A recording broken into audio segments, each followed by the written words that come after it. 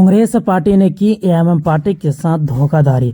दोस्तों, तेलंगाना में आपने देखा होगा कि कांग्रेस पार्टी हो या कांग्रेस पार्टी की सरकार की तरफ से हो या जिस तरह से अकबरुद्दीन अवैसी साहब प्रोटेम स्पीकर बने हैं, ये बातें सुनकर सभी कि जितने भी राजनीतिक दल हैं सभी में खलबली मच चुकी है। अब कांग्रेस पार्टी इनको लेकर बहुत बड़ी बात कह दी है। कांग्रेस पार्टी का कहना है कि अकबरुद्दीन अवैसी साहब जो प्रोटेम स्पीकर बने हैं तो यहाँ पे नागपल्ली में मुकाबला सीधी तौर पे साफ है। यहाँ पे मुकाबला मजलिस इत्तेहाद मुस्लिमीन के माजिद हुसैन और बीजेपी कांग्रेस का अलायंस है। यहाँ पर मजलिस इत्तेहाद मुस्लिमीन और उसके उम्मीदवार का मुकाबला सीधी तौर पे राहुल गांधी और मोदी के अलायंस के साथ है। नागपल्ली में सीधी तौर पे मजलिस इत्तेहाद मुस्लिमीन का मुकाबला उन फिरका परस्त बहनों से है जो ये कहते हैं कि नागपल्ली के मुसलमान फिरका परस्त है। मजलिस इत्तेहाद मुस्लिमीन का मुकाबला उन बहनों से है जो ये कहते हैं कि नागपल्ली में 2 लाख मुसलमानों में 1.5 लाख मुसलमान तालिबानी ज़हनियत, पाकिस्तानी ज़हनियत और कश्मीरी ज़हनियत के हैं। मजलिस इत्तेहाद मुस्लिमीन का यहाँ पे मुकाबला उन फिरका परस्त ज़हनियतों से है जिनका एक कोई वजूद नहीं, जिनकी एक कोई पॉलिसी नहीं। कभी जहां मौका मिला इक़्तिदार के लिए इन्होंने बीजेपी का साथ भी लेकर नागपल्ली में आए, तो अब कांग्रेस का साथ लेकर आपके दरमियान में आए।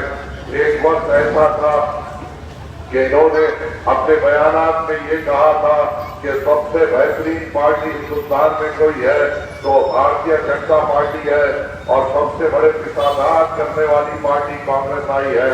5 साल में वो बयानात बदल गए और कांग्रेस सबसे सेक्युलर हो गई। वो कांग्रेस सबसे सेक्युलर हो गई जो जवाहरलाल नेहरू की क़यादत में 17 साल हम पर हुकूमत की। वो कांग्रेस सेक्युलर हो गई जिन्होंने इंदिरा गांधी की हुकूमत में हम पे 16 साल हम पर हुकूमत की। वो कांग्रेस सेक्युलर हो गई जिन्होंने 5 साल राजीव गांधी की शक्ल में हम पर हुकूमत की। वो कांग्रेस सेक्युलर हो गई जिन्होंने 5 साल पीवी नरसिम्हा राव की शक्ल में हम पर हुकूमत की।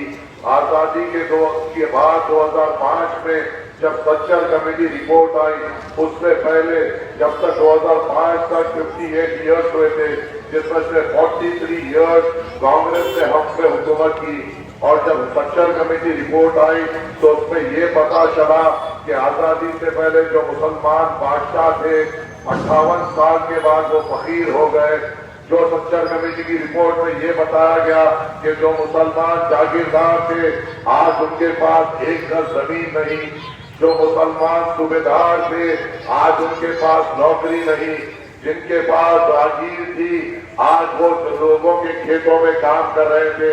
तो मेरा सवाल आपसे ये है कि हिंदुस्तान की आजादी के 58 साल के बाद ऐसा क्या हो गया कि मुसलमान बादशाहत से फकीरियत से आ गए, मुसलमान जमींदार से बेजमीन हो गए, मुसलमान सूबेदार से बेरोजगार हो गए। जो हमारे पास खेतियां थी आज हम उनके खेतों में काम करना शुरू कर दिए। तो ऐसे कैसे लोग थे हम पर